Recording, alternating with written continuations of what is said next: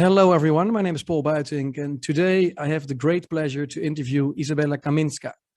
Izabella used to be the editor-in-chief of Financial Times Alphaville and now runs her own media startup, The Blind Spot. She has extensive knowledge of the workings of our financial system, which is experiencing intensive stress as a result of the war in the Ukraine. International reserves are being seized, SWIFT is weaponized, gold is up, there's a lot of things going on. So we're going to discuss the long-term consequences of all this. Hi, Isabel, welcome. Thanks for being on. Thanks for having me. It's very nice to be here in the virtual space that we're in. Yeah. So first of all, why did you leave your job at Alphaville and start your own platform? So I think there's a lot of different reasons. I was there 13 years, so in some ways I needed a challenge, and Alphaville was one of the best jobs at the FT, and to be honest, to go from there to a kind of beat correspondent role or a opinion role, I mean, I would have been constrained on so many levels either way because Alphaville was so unlimited. But I think in recent years, the flexibility and the freedom that we used to have on Alphaville has had to kind of like change over time, mainly because of, in part because of the way Alphaville was integrated into the main website. So we lost our sort of unique identity. And with that, I think we had to kind of, I guess, become a little bit more formulaic and a little bit more careful and focused on complying with the sort of general FT approach to everything, which is fine. And obviously we always have that, we try to maintain the highest standards. But I think with Alphaville, in the early days, it was a little bit more free ride, like there was a little bit more of a free ride option on certain things. And that was its strength in many ways, because we could take very quick takes and not worry about typos or making silly mistakes. I mean, we were very transparent when we made mistakes. We would confess to them, and the audience would kind of like find that very authentic. But I think in this, as Alphaville grew up, it became more integrated in core site, and I think we lost that individuality. So essentially, long story short, I felt that leaving the FT was the right thing to do if I wanted to regain that sort of early days free spirit of Alphaville. And it just so happened that it was it coincided with this horrific war that we're now seeing, which for me has turned out to be quite an opportune moment, because it complements all my skills and I'm able to really blog in a way that I wouldn't be able to at the FT, not because of it's not because of like some overt censorship or anything, but more to do with just the way things are structured, and you can't necessarily you can't kind of veer into politics as easily as you can do when you're by yourself, basically, when you're not doing it in the, there are certain key people who are responsible for different perspectives at the FT. And I think whilst Alphaville did have a lot of freedom, it always got a bit weird when it veered into politics and geopolitics. And in this case, I think it's such a political story. It's just better to be independent and neutral. Yeah, good timing in that sense. That was a really long-winded reply. Yeah, no, it's interesting to hear. And you have a Polish background, right? Yes, so I'm born in the UK actually, but my parents are from Poland. They came in the 70s.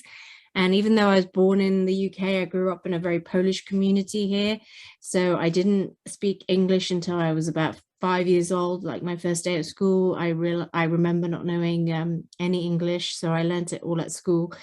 So I was very much, despite being here in the UK, I was brought up in the Polish way, and I would always go to Poland every summer for very long periods of time. So it was you know, in my mind, I was very much kind of in the Polish community. Yeah.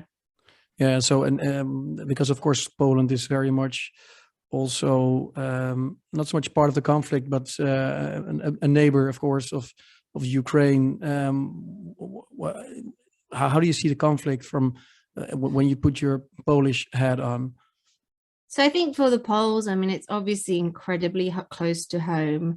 Poland, I mean, territorially, that entire area is very complicated because of the historic partitions, and Poland obviously was off the map for 123 years. So we had to fight for our own territorial sovereignty.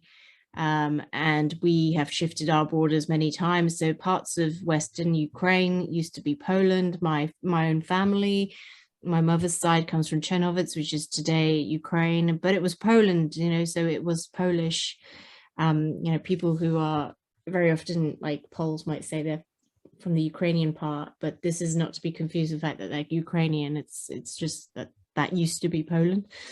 But yeah, I think the Poles are, I mean, the Poles have a sort of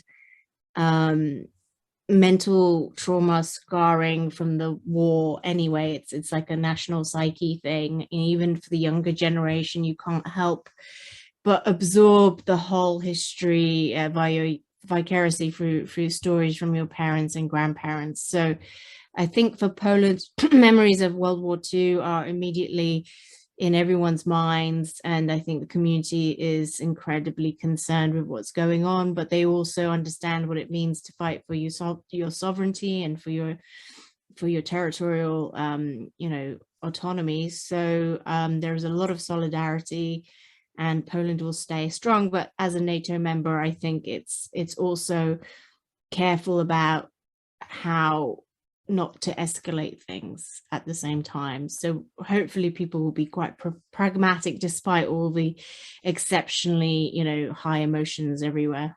Right. Yeah. And so for now, we see a constant escalation, and of course, with reasons, the West has imposed sanctions, and also have, for example, removed Russia from SWIFT, partly or mostly. Just for people to understand exactly what is SWIFT and does Russia care? So I think this is the big debate, really. SWIFT is not a clearing system, it is a messaging system, and it certainly benefits from network forces. So not being part of SWIFT is definitely a friction, and it means you have to go to your own sort of alternative messaging system. And it's very much like, you know, if all your mates are on Telegram, maybe not Telegram, they're Russian, right? If all your mates are on WhatsApp, and you're not on WhatsApp, in terms of, like, say you're out for dinner and you all owe each other money, and it's going to take, it's going to be hard for you to get the message. You can bilaterally kind of communicate with the people that, you know, you need to settle your exposures with, but the rest of the community doesn't see the message, and it just adds complexity. So it's not impossible, like, to continue clearing, but it adds a friction that is significant enough to make you want to create your own alternative messaging network with your mates who are going to be able to settle the bill with you on a different sort of basis, right? So it kind of encourages you to move and compartmentalize who you're having dinner with, basically. Is the best way to explain it, I would say. Because Russia has fewer and fewer mates, so let's follow that analogy. And India, China, they're still willing to have dinner with Russia. So are they then just going to set up a messaging system with them, or are they going to tap into some of these other networks that exist, for example, CIPS in China? Yes, so I think that is the longer term plan. I suspect there will be some sort of rival system that comes to the fore. And again, I think, you know, it really depends on who is having dinner with however many people, and at what level, like how big that dinner is, right? So that will ultimately determine the success. Like if you're off like having a meal for one person, it's going to be a pretty meaningless network. So it really does depend on how many other people will be onboarded to that other system for it to be in any way a proper challenger to the SWIFT system. And that, in terms of, this is a bifurcation in the global economy by and large, and I think there will be clear-cut, enemies that will never do business together, very limited business.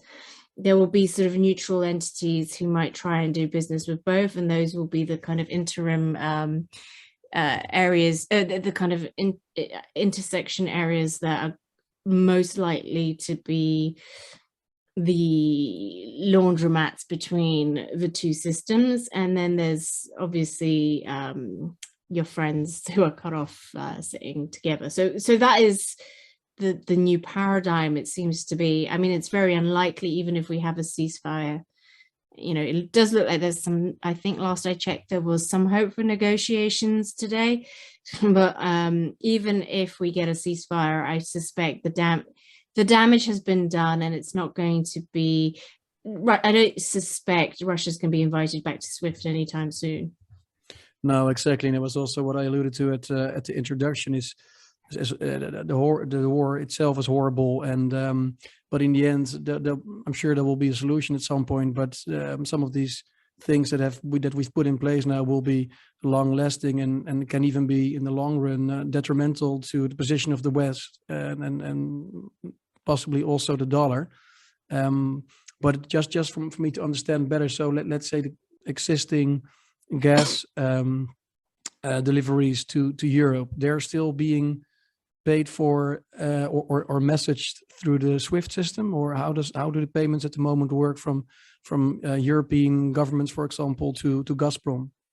So I've been out and about today, so I'm afraid I don't know what the latest is, but last I checked, there was an exemption for gas payments, and there was a significant sort of exemption for other areas of business that were very strategic. But obviously a lot has happened since that came about, and last I heard, there was some talk of suspension of oil exports, for example. But at that point, it moves beyond SWIFT. That's a supply related issue that's irrelevant, right? In terms of the payment system, that's just, Putin has done this before, of course, back in, I think, whenever it was the year, I think it was either the year after, I think it was the year after the tsunami year. I can't remember when it was now. It must have been around 2005-ish, 6-ish, maybe. I don't want to get that wrong, but at Christmas, they shut off the gas. And I remember I was at CNBC at the time, and obviously no one was expecting it. And it caused a total drama.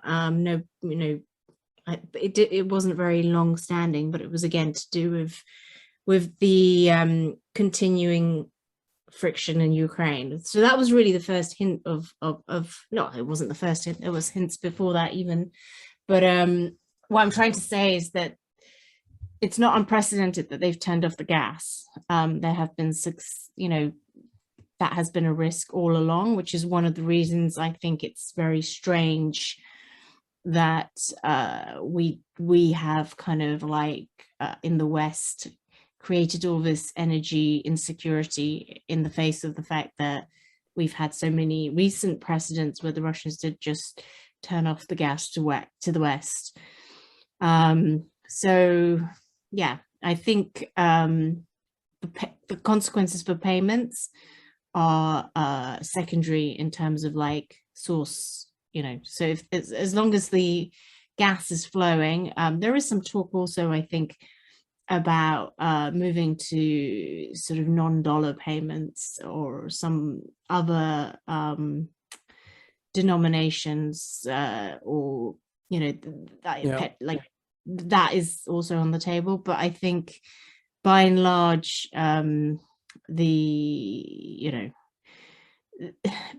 it's very clear that Putin has the upper hand in that arrangement, I think. Yeah. So whether the sanctions might blow back on us, I think there's a very high risk they might do so. I think we've underappreciated the degree to which energy independence and security really determine who has the upper hand in this sort of framework.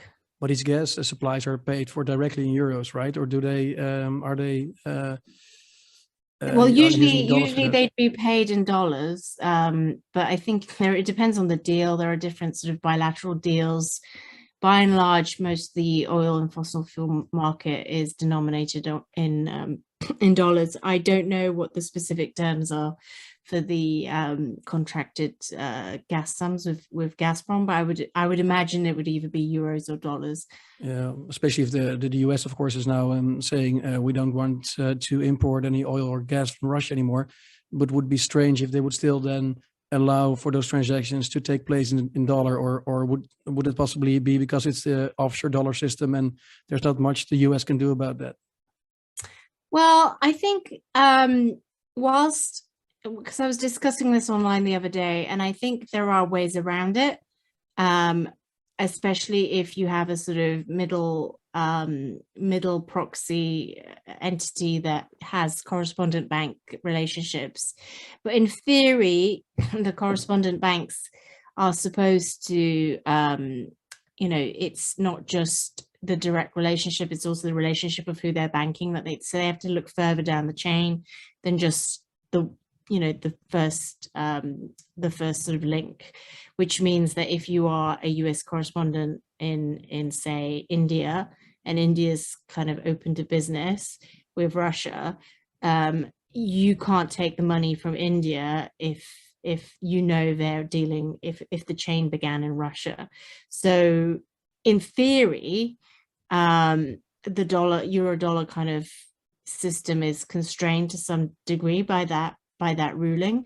But then if you start say it's Russia, China, India, after a while, there's enough links, I think, that it can get watered down. So there is eventually a pathway into the system.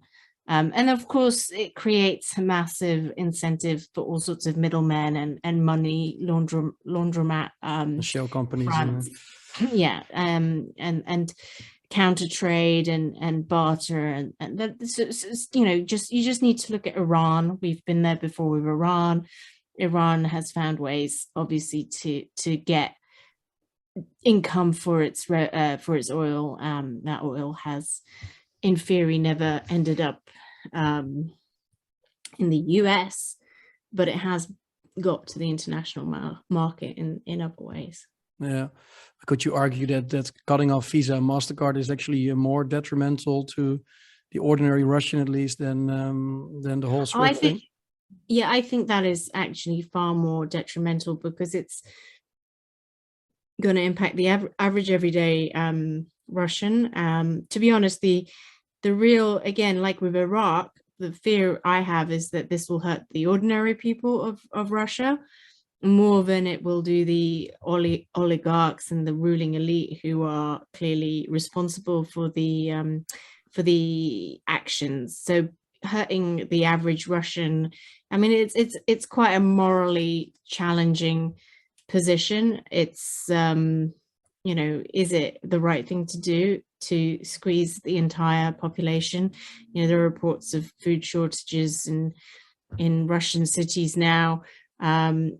How just is that a tool? Like, if the ruling elite really are as ruthless as we are being told they are, will they care that their own population is being hurt? Now, in theory, this should, the reason they're doing that is obviously to try and catalyze an anti-Putin movement and a domestic challenge to his authority, and that would be ideal if there was some sort of a domestic coup or some sort of revolution, so to speak.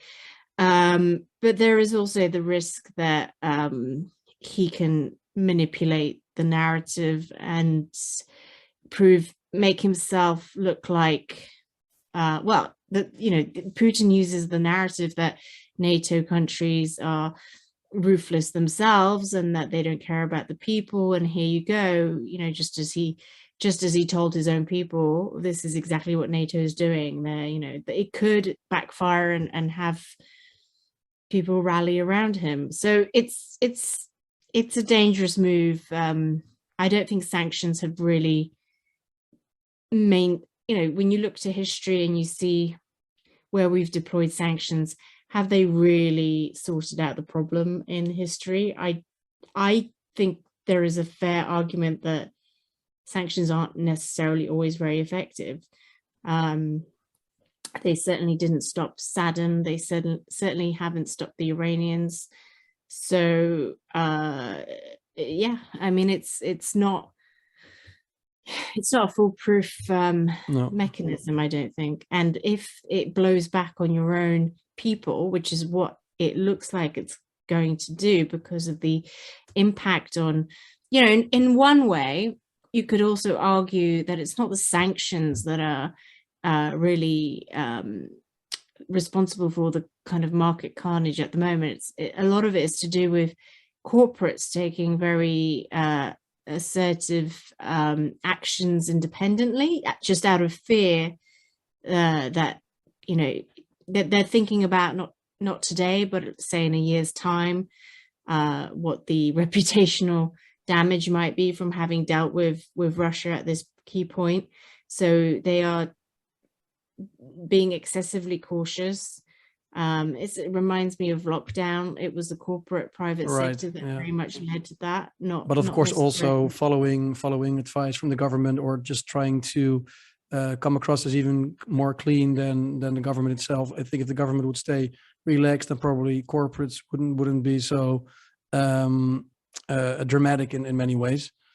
But I understand their point of view when it comes to Russia, of course. But earlier you talked about bifurcation. Do you believe the eurodollar system would shrink as a result of what's going on right now, if we have a bipolar world later on, where the East primarily trade amongst themselves and we have the rest trading amongst themselves? Is that going to affect the eurodollar system heavily? So I think it will. I know that's not necessarily what everybody else thinks, but I think it's the key point about the eurodollar system, and what really kind of lubricates it across the international market, is fundamentally the fact that it has this guaranteed anchor in the petrodollar trade. And, so eurodollar and petrodollar are very intimately connected. And without that sort of, the Saudi, obviously it started with the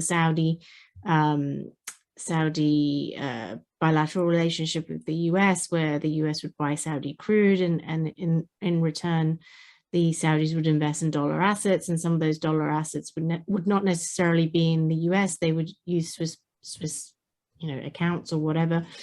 So you would end up with this dollar reserve percolating through the system, through Europe, being able to fund corporate lending and be sort of fractionally reserved out by private lenders to levels that were perhaps greater than what the domestic rules were in the US itself, creating this two-tier rate system, right, where you had essentially a better return as a US lender of dollars if you were lending your dollars abroad than if you were doing it domestically, right? So that was underpinned by the petro relationship. So if you take away the once Russia dependence on oil, as Russian oil goes out the window, and gas and other commodities, that it's not just oil and gas. Obviously, Russia is a massive exporter of many different commodities. Once you kind of break that off, and you force, yes, you've still got the kind of Saudi relationship, but you're essentially reducing the amount of kind of underlying petroleum commodity collateral that underpins the eurodollar system. And I think that in a way engineers a sort of, it's that collateral, it's that kind of commodity collateral that injects the eurodollar system with a trust level that allows it to lubricate and the wheels of finance outside of the US. And if you take it away, you essentially puncture a lot of that trust. So and just by definition, you also just the amount of flow that's going through that system is reduced as well. So I think it will inevitably it might not kill the eurodollar, but it will constrain it, and I think it will contract it definitely to some degree. And it will also give I think China and Russia will try increasingly to settle in their own currencies. Certainly amongst themselves, that will definitely happen. But I think on the international market, I think it also creates, now whether counterparties will agree to those terms, I don't know. I mean, that's the argument that the eurodollar sort of defenders will say, is that, it's not, you still can't trust yuan, and you still definitely can't trust the ruble, right? So you're not going to accept their currencies in exchange. And I think they do have a point on that. But if trade between those countries and say, like, the worst case scenario, China supports Russia and that entire bloc kind of isolates itself from the West, well then you won't have the imbalances that basically feed and back the underlying eurodollar system out there, in which case anything can happen. I mean, it's very possible that the eurodollar it remains the kind of clearing currency of the Western bloc, but whether it will continue to be a global clearing currency, I'm not sure. Yeah, or would it also be a opportunity for the euro itself to start shining, or to become a more prominent reserve currency?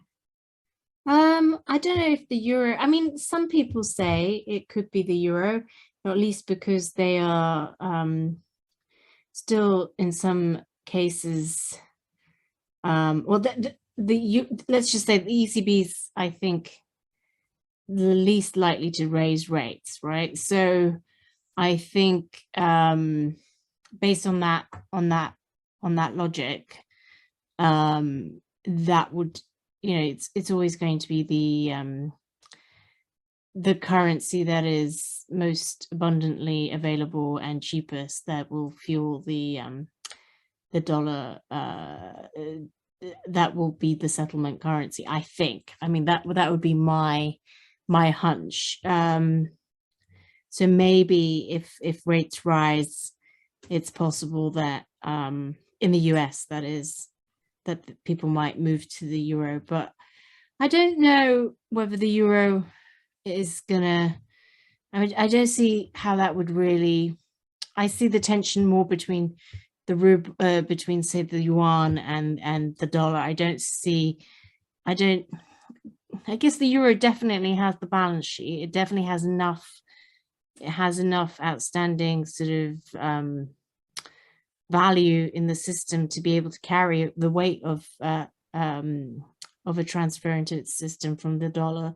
Because obviously, what makes the dollar so useful is not just that everybody uses it and it's reliable and the legal structure is compelling, and you can be sure you're some now. For me, actually, based on that thought process, the thing that undermines the dollar the most is the fact that you can't trust that your assets the word reliable is not so much applicable anymore, I would say.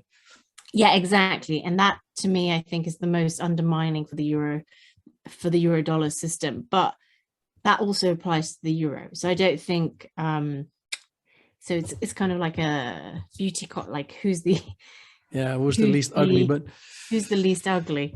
But that brings me to my next question, is that there's a lot of discussion lately about the role of outside money, and for example, gold could also be crypto. I think we wanted to have this conversation a bit earlier, a few weeks already ago, but we both first you couldn't make it, then I got corona, and now we finally have this conversation. But so much has transpired in just 2 weeks, because we wanted to discuss mainly also your article about crypto and how you see a role for crypto, especially based on what was going on in Canada. And now we are completely discussing other much more dramatic events. But the point is still the same, is that it makes sense in this world of sanctions and censorship to have something that is outside of the system. And it could be crypto, it could be gold. And especially now we're discussing the role of the euro or the yuan or whatever. They all have the same problem, is that you cannot completely rely upon them as a country or a individual when there's shit going on. So do you believe what is going to be the role of first crypto and then gold in the new Bretton Woods or a new system that we are moving towards to? So I do think there's I suspect a lot of people will disagree, but I do think there's a role for Bitcoin or a currency like it, because, a lot of people say, oh, because it's so energy intensive, it can't possibly come in as an alternative in the current sort of energy deficit scenario, right? Because, and they have a point, frankly, because even if it's neutral in theory and it doesn't discriminate, it's just about energy, who mines the Bitcoins most efficiently determines who controls most of the network. That is all true, but in an energy deficit situation, I think very quickly well, certainly won't be the European miners who are dominating the Bitcoin pool, really. The Bitcoin mining network, it might, the Americans have energy independence, but they don't have surplus to the same degree that Russia does. So that then makes Bitcoin, like before all the miners were in China, very quickly a lot of the miners, like Russian, the incentive for Russia to mine Bitcoin would be because they'd have a lot of spare crude. Let's not forget, they are effectively depriving the market of all this energy. It's going to just sit there and they have nowhere to go. So they can just burn it to basically take over Bitcoin. Like literally that's what could happen. In which case Bitcoin loses its neutrality and it's not a very effective outside. It's not a very effective outside money because it's basically Russian controlled. Right. So that's the problem with Bitcoin. Now, unless America decided to then go to war with and make huge amounts of surplus energy just to spare, but I just don't see that happening. So I think in that context, gold makes more sense, or some sort of alternative stable coin, which is based around energy savings, or any kind of like energy savings as a reserve for a stable coin. Seems to me a possible alternative outside money. But then the issue is trust. Some people say it could be done through the blockchain system in some shape or form. Certainly there will be innovation. Necessity is the mother of invention. I think we will see different stable coins based around suddenly very reserves. What this has also taught us is the value of reserves and having a buffer in the system. So anyone who can afford to start stockpiling can then use those stockpiles as a collateral for some type of money issuance. So reserves will become physical. Reserves will then service the formation of some new type of outside money, but the neutrality of that money will be hard to maintain, because with any collateral backed money, the neutrality is compromised by the location of the the reserves. And I mean, this applies in gold as well. So that's why you always hear about, you know, these controversies about where the gold is held and whether, you know, France is taking delivery or, you know, so and so. I mean, that's, you hear that kind of stuff all the time. So the location has to be both accessible in the international market, trustworthy, and also have the market not fear that the gold might be confiscated. And yeah, I mean, nowadays, of course, there's not many places like that. No, because Venezuela made the mistake of storing the gold in London and paid dearly for that, while Russia is, I think, storing most of its gold on its own soil. You could even see from the moment Russia invaded the Crimea, then the years afterwards, they really started accumulating gold. And I mean, they already saw, of course, all these sanctions coming from far ahead, and they started diversifying their reserves. So maybe that's also a good. But again, like, so say you can control the gold, but if you're the reason you're holding the gold, so say you are frozen out of the international market. Yeah, the reason you want outside money is to be able to engage in the outside market, because for dealing in your own market, you've got your own currency. That's no problem. You're not banned from that. So the only purpose of this outside money is for trading internationally and with outsiders. But gold held in your own country, how are you going to like settle that on the international market? You can have all the gold in the world, but like how in the current environment, like how are you going to settle like you need, I don't know, some sort of commodity or resource from a third party.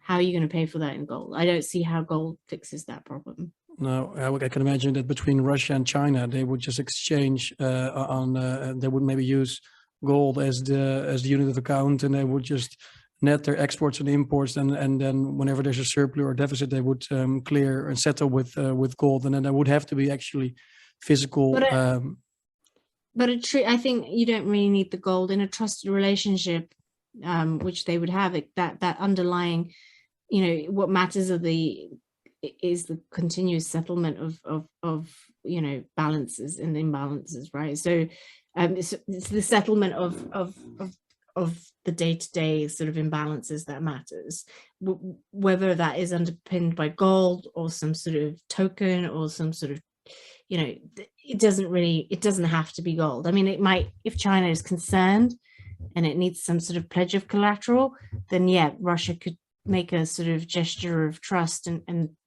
transfer some gold into the coffers of some Chinese bank, and it's like a mutual pledge, like there's a mutual kind of, China could give Russia something in return that it values, right? And then that would be the mutual kind of trust in the system, and then on top of that you just settle on the back of that. But if you trust each other, you don't necessarily need that either. No. Final question: what's the role of the IMF here and the SDR? Are we going to see any benefit or impact there? So last I don't know, I don't want to spread disinfo. I thought I'd read something about the IMF, about Russia being kicked out of, like, Russian sort of involvement in the IMF being challenged in some way, but I might be making that up, so best to check before you put it in. I think the IMF is obviously a political institution, so it's going to take its lead from the West. It is not an institution that is ever led by a non-Western, and you know, it is a Western entity, right? So the idea that the IMF comes in to bail out countries that have liabilities with the West. This is the inverse situation, I think, because we are in a situation where we are bankrupting ourselves de facto by not taking Russian money, Russian resources. how the IMF can bail us out, I don't see how it can do anything to do that, because the issue is that there aren't enough resources. So unless the IMF can only operate as a lender of last resort, you know, as the ultimate kind of emergency lender in an environment where it is a flow of funds from the dominant nations to the non-dominant ones. But I think in this situation, I think that relationship is kind of a little bit compromised, because the issue is America's fine, right? So America has energy independence, and I don't think there's any issue, and America can handle it. So from that perspective, might the IMF lend to Europe? Yes, that could happen, and certainly, but it's not. But can American banks handle the exposure they have to Europe? That's the question. And then the question is, I don't think we've properly really understood America's own exposure to the Russian commodity separation yet. I because it's not just about oil and gas, it's also other commodities and other, you know, certainly if we have the escalation to a Russia-China blockade, basically, not just Russia, then the IMF becomes even less useful, because at that point, the question is, how do you, But if it comes that far, you earlier said we're bankrupting ourselves. Do you really, because it's something I heard you talking about yesterday, do you really think we are going to see rations in Europe, where food supply is limited per household and those types of things? If there is a ceasefire now, we could just about, I think, handle the fallout. But I still think there would be food shortages due to the disruption in Ukraine, just because of the war, and just because of the gas price anyway, which was already high before the war, to do with natural shortages that had emerged due to it being a cold winter, Russia undersupplying. Now in hindsight, we might be, you know, at the time when we were trying to figure out, you know, why supplies were tight, there was some speculation that Russia too had, like, naturally, it was naturally short of gas, not maliciously, it just under planned, right? I think now we can possibly say that was tactical and not necessarily a function of a resource constraint that had caught them by surprise, right? So we can, I think, eliminate that. But that's not going to go away in the next 6 months. So we're going to see a reduction in yields, and we're going to see a reduction in either way, there's going to be a reduction in food yields, and then that means that the supplies would usually go to the Middle East and Africa are going to be diverted to Europe, and then you have potentially like a famine situation in Africa, or in some of the other countries that have exposure. So will there be, that's the best case scenario, in which case it's up to the goodwill of the countries in the West to donate what they can, right? Not necessarily a rationing situation. Now, if there's no ceasefire and we don't overturn these sanctions and we maintain the stance that we have now, then yes, I think there will have to be rations, because we will not, first of all, we can forget about any supplies from Ukraine. We can forget about any gas. So any excess gas, so the gas prices themselves are unlikely to really collapse and get to a level where farmers can sustainably use, because the gas is an input into the fertilizer and into the cost of planting. So if if the gas prices don't fall down, unfortunately, we will suffer. Just the constraint isn't really in the land or the seeds. The constraint is in the fertilizer and the gas, right? So I don't see how we can make that up. Yeah, and being able at all to plant. If you're in Ukraine and you fled the country, or you're afraid of being a farmer, then of course that's also a huge constraint. And yes, and given I think Ukraine is the second biggest exporter at the moment, or was in 20. Let me double check. I should know this, but Ukraine. That was the biggest, but I think it was the biggest in Europe, but in the world, I think it's just. Oh, Europe, yeah.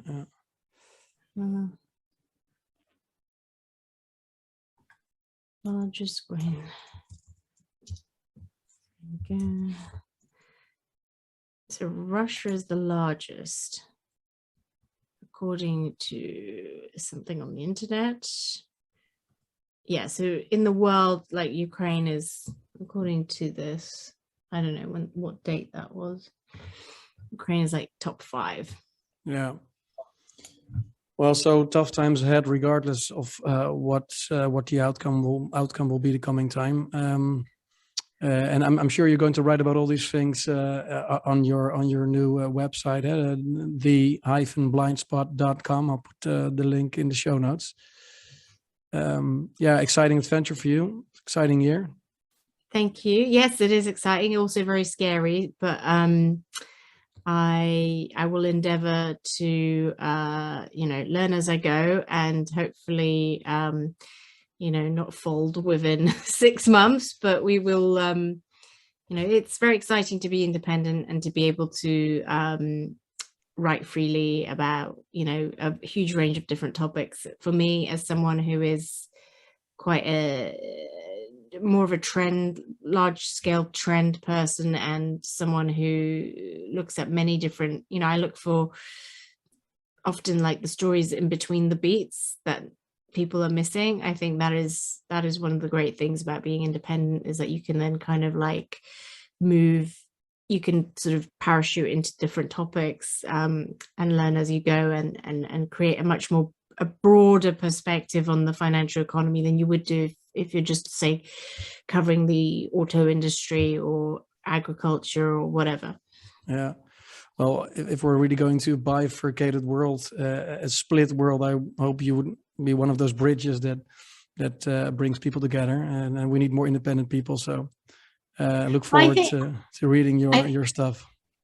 Thank you. I mean, all I will say is that I think it's really important, even in this, in this time frame, it's very hard to not get emotional and one-sided. But I think when you're covering financial markets, it's really important to understand that there is another side of the story, and you don't have to necessarily agree with it, but I think you need to process it and analyze it. And then as a financial investor, I think you need to frame how likely or not likely it is, because if you don't, you run the risk of losing money. And what I've been saying the last few weeks is, it's not just soldiers and boots on the ground that win wars. Smart capital allocation also wins wars, because if you in the current disinformation environment, it's not just our own disinformation, it's not just the Russian disinformation that's out there. We are also doing our own disinformation. I think it's become clear with Ukraine. They're putting out a lot of like false stories to maintain morale and to kind of win the information war. And I think in the circumstances it's defendable, but from a financial investor point of view, you can't afford to just see one side, because if you think you're winning the war and you're not actually winning the war, then you'll be underinvesting in, say, Lockheed Martin when you should be investing in it. So that's all I will say, is that the blind spot is looking at the bigger picture. That's not to say we're taking a side. or being traitors. I just think it's about the overview, and it's to do with getting the best signal that you can in the current noise environment. Perfect. Well, I appreciate it very much. And I advise everyone to follow you on Twitter as well, and to take a look at the blind spot. So thanks a lot, Izabella, for doing this, and all the best. Thank you so much, and thank you for having me. And yeah, thank you.